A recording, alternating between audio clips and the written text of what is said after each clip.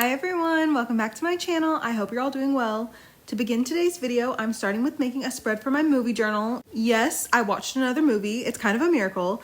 I watched the new Superman movie actually. If you remember my summer bucket list spread that I made, I said that I really wished I could go see Superman, and I did not go see it in theaters, but they released it early. I think I read something about that. They needed to release it early because of Pacemaker. Is that what that show is called with John Cena? It was coming out season 2, and so they wanted people to, I don't know. I guess you need to see Superman in order for things to make sense about that. I don't know. Regardless, I'm very happy that I got to see Superman because I thought it would be like September before I got to even see it. I don't think I really talked about this on my channel much, but I love superhero movies. Of course, though, Marvel has always had better movies than DC. I will say I feel like DC has had really decent TV shows, especially animated shows. Like, I kind of feel like Marvel can't even compete with that. But anyway, I am glad they're resetting the DCEU like they needed to do so. Now, mind you, James Gunn is probably not the person I would have picked. I'm not the biggest fan of Guardians of the Galaxy, but also I do have to keep in mind that most superhero films are made with 8-year-olds and 47-year-old men in mind, so it's probably not going to be tailored towards me anyway. And I'm such a Zack Snyder hater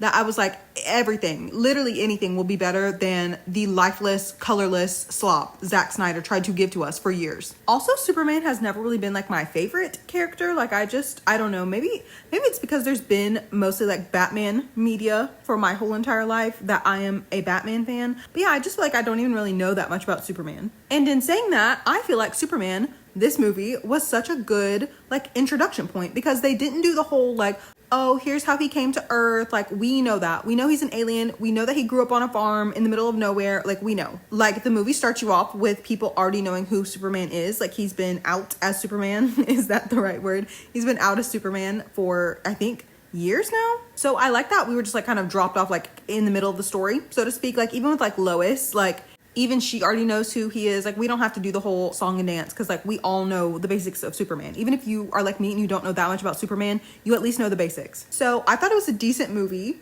It was definitely a little too unserious, but I expected that. Like, I knew James Gunn was not going to be fully serious. And of course, I do think superhero movies are allowed to be a little fun. I think it's just like some of the humor, again, not specifically for me. Like, there's this one point where they say something about a donut shop being called Doe's Holes. Like, that's just not really that funny to me. I feel like the funniest part of the movie was actually Crypto. He was so cute. He was so precious. I don't want to spoil too much of the plot, but I will say I felt like it was definitely a superhero movie in 2025, especially like the outrage caused by the news, caused by the media, and also American-funded private companies interfering in war crimes and profiting off of them. But I like that Superman's conflict was like battling his planned purpose, so like nature versus the path he's chosen for himself. Nurture. Is that kind of right? Like, you know, in elementary school when you're learning about the types of conflicts in a story, it's like man versus nature, man versus others, right? Or like man versus man, and like man versus self. It was definitely a man versus self film. And also I kind of liked Superman denying that he's a symbol of Metropolis and just like what it means for him to be a hero, for him to stand up for what's right, because that kind of reminded me of the Falcon and the Winter Soldier a little bit, because of like Sam essentially being like, you know, what does it mean to be Captain America? What does it mean to carry the shield, to stand up for this country? And Sam sees like the horrors of like how the super serum, you know, how it was developed and like who they were testing it on, people that looked like him, and he was still like, I'm gonna carry the shield. I also liked the other characters. I know some stuff about like other DC characters, like, you know, Green Lantern. Also, why was that Nathan Fillion? That is so funny.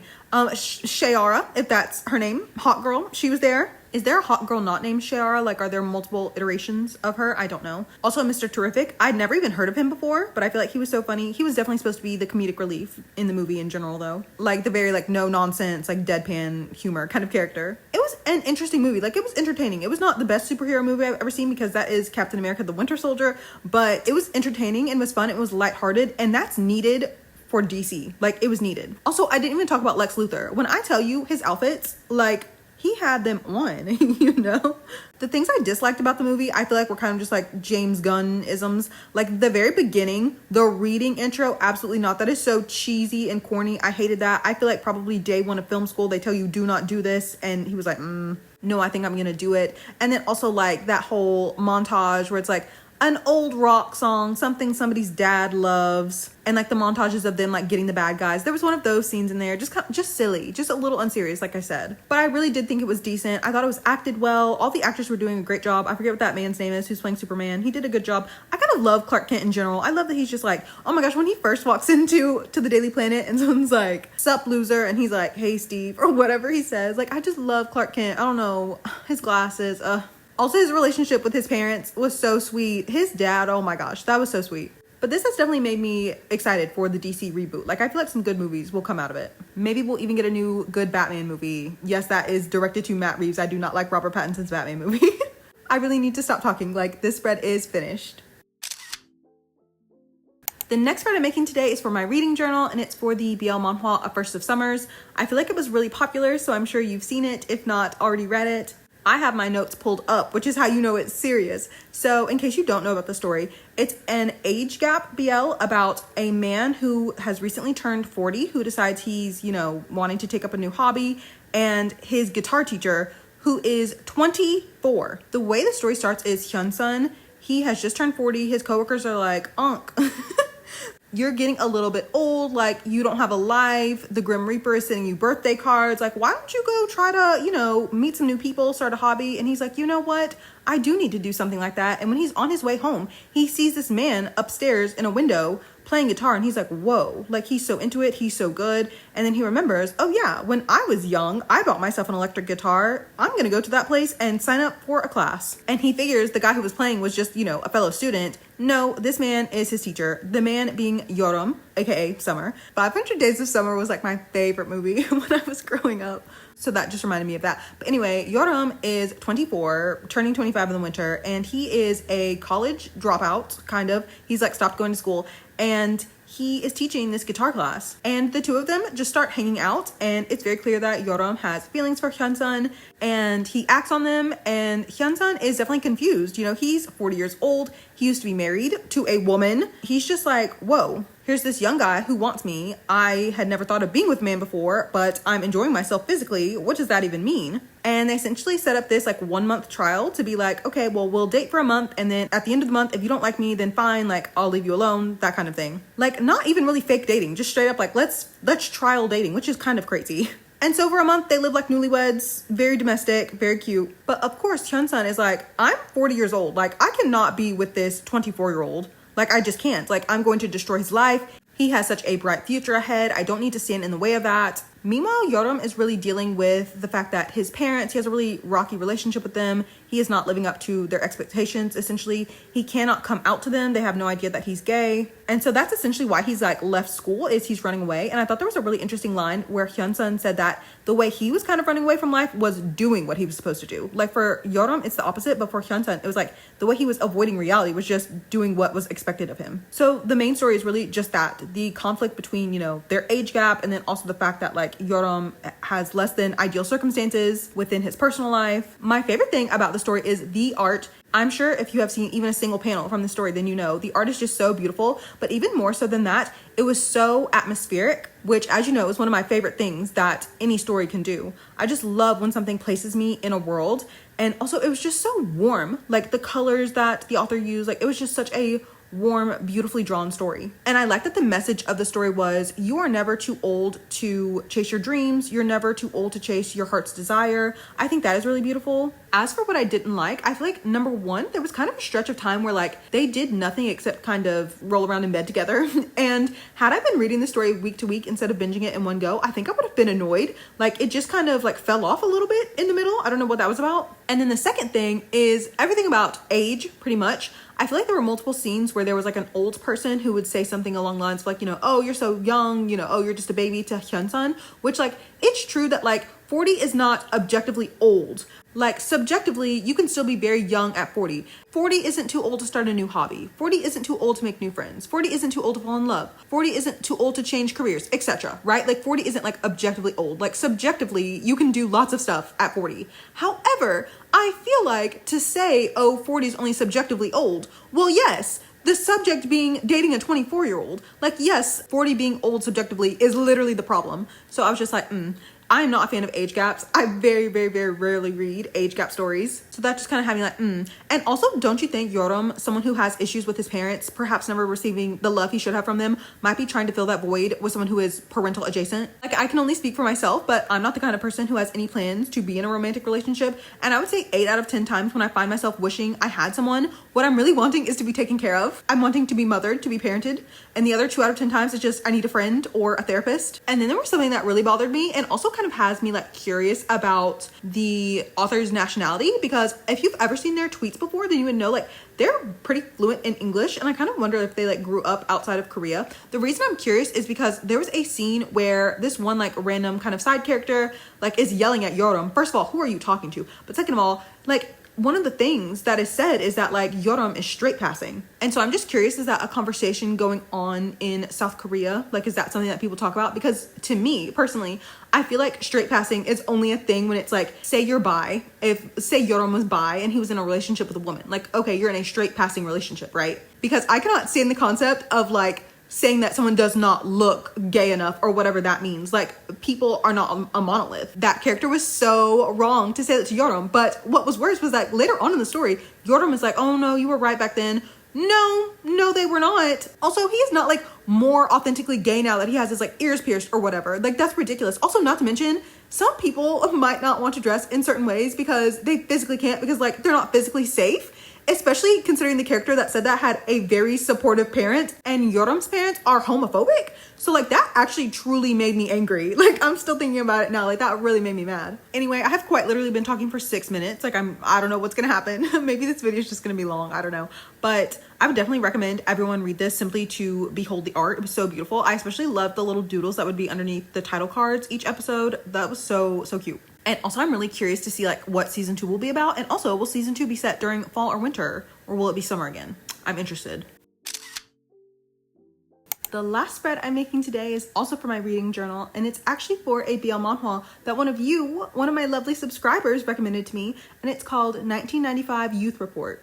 Thank you so much to everyone who makes suggestions actually for me to consume media, because I take them all very seriously. I write all of them down. So this manhwa starts with the main character, Daehan. He is getting dumped. He's always getting dumped. His relationships with women never last. And some of his friends are like, you know, there's this superstition at our college that if you walk down these certain stairs, like you'll bump into someone that, you know, you'll fall in love with. And Daehan just keeps like wandering up and down these stairs, and then on accident he bumps into someone and he kind of doesn't even take notice of it, and it's this other man. And as it would turn out, he keeps bumping into this guy, and so of course this guy is like, what is his problem? Why does he keep bumping into me like this? They finally meet properly in class, and Daehan doesn't even realize that this is the same guy he's been bumping around everywhere, knocking him into a fountain. And so they have such a bad impression of one another to begin with, and the guy is like, he pretty much thinks Daehan is like a thug. And his mom, Daehan, his mom runs sort of like a little boarding house for students. And so one day he gets home from class and his mom was like, yeah, so you have a roommate. She literally just like opens his room up to a stranger. And the stranger is the guy from his class, the guy he keeps bumping into. And his name is Jinwoo, and he is the male lead of the story. This is definitely a like happy, like calming kind of story. Like, it's not something where there's going to be like a bunch of dramatic highs and lows, like not that kind of thing, no toxicity. And what I really specifically like about something like this story is that the author understands that there are people who want to read stuff like that. Like, they don't want to really like go through it while they're reading a manhwa. And so all of the like normal things are there that you would expect in a BL, like normal cliches, normal tropes, but they're done in such a good way. They're done in a way that it's like, it's not frustrating to read. Like, to me, that is someone who just like understands the BL genre, and also like must understand, like as a reader, how frustrating stuff like that can be when it's just like miscommunications and sudden second male leads and like that sort of thing, which those all have their place, of course. But I just feel like the author really understood how to make a BL story that was familiar, but also just interesting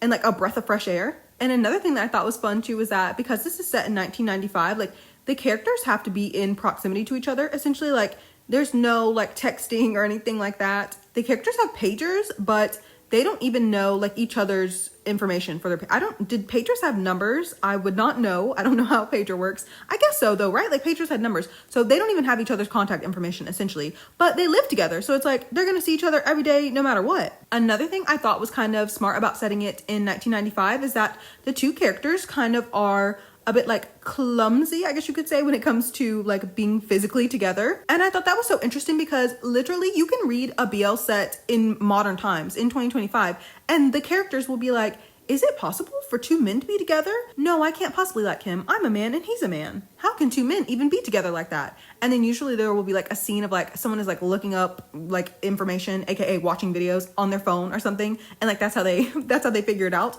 But in this story, like they just simply have to figure it out with each other. And also that's another thing, like usually like if a character is like kind of starting to have feelings for someone, they'll like look something up on the internet, like, oh, I'm a guy and I like another guy or something like that. But like in this story, Daehan, he had to go physically talk to a friend about like his feelings because he just so happened to realize he had a friend that is gay. So I feel like it being set in 1995 like really forced them to have to communicate. Both of them are very like open and honest communicators in general. Like even all of the explicit scenes, I feel like they were just so like communicative. Is that a word? They communicated so well throughout all of those even. And no one did anything that anyone else was uncomfortable with.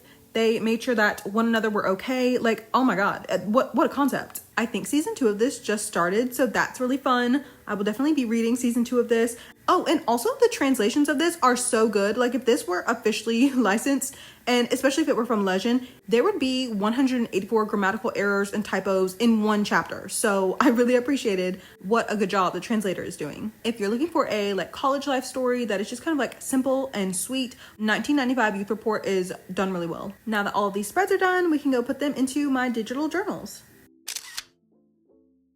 When I was making the spread for A First of Summers, I forgot to say that the author set up a straw page and there's like a bunch of other fun things. There's like a little fun Q&A and some extra information about the characters. And that's also where I saw the art that I used in the spread, like the little things I used as stickers pretty much. I just wanted to mention that in case you have also read that series and like if you don't have a Twitter, I'm not sure how you would know about the existence of that, and I will leave the link to that in the description box. It is August 31st right now as I'm recording this. I'm actually about to go record my August reading wrap up. It'll be late per usual, but anyway, it's September now, so I hope that your September has started off well. I hope that it feels like fall wherever you live, if you live in the Northern Hemisphere, that is. I was actually going to read 1995 Youth Report in September, but for some reason I started it and just like accidentally read the whole entire first season, so I was like, oops. But that meant I did not finish reading everything I wanted to for August, but that's okay. I actually haven't even started working on my September spreads yet. I haven't made my September calendar. I haven't made my September TBR. Like I know it's going to be on it, but I have not physically made the spread, like ruh-roh. Also, I have so many things checked out from the library right now, from Libby. Like what is even going on? I don't know why my life is falling apart. If I get behind on anything, like that's it. It's a domino effect and just like everything topples. My next video though should be like the end of all of my summer spreads. I feel like I didn't even get to make that many this year. I feel like I had so many more summery things in mind. There's always next year though. I feel like I said that last summer for some reason. Like I was disappointed also because I still had more stuff I wanted to use. Anyway, thank you for watching today's slightly longer video. Everything I used in today's spreads will be in my Pinterest board, and the link to that is in the description box, along with the links to all of my other social media accounts, as well as the links to the Google Drive folders for all of my journal deco kits. If you have any questions, please let me know and I'll do my best to answer them. Thank you so much for hanging out with me today. I appreciate all of your support so much. Like I said, I hope that September has started off well for you, and I'll see you in the next one. Bye everyone!